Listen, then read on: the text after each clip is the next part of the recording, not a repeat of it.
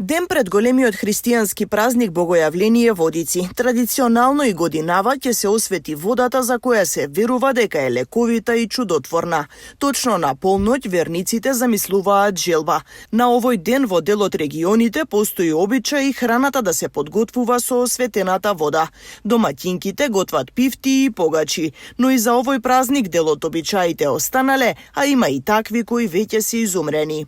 Секој од верниците оди и си носи дома, пие на прагот или застанат на секирата за да биде здрав како челик, ја прскаат куќата за здрави и за среќа, ги прскаат нивите, лозјата, свекрвата новата снаа во куќата и се верува дека ја чуваат цела година и се верува за оваа вода дека има голема лековита моќ со кој што се лекувале и болните.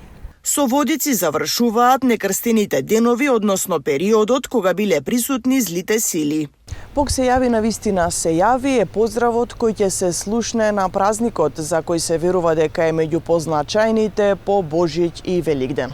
По Богојавление следува празникот Свети Јован, кој се смета за заштитник на кумството и побратимството. Во Кумановскиот регион многу семејства го празнуваат како домашна слава. Главни обележја на овој ден се славскиот колач, свеќата и пченицата. Станува збор за последниот од циклусот зимски празници.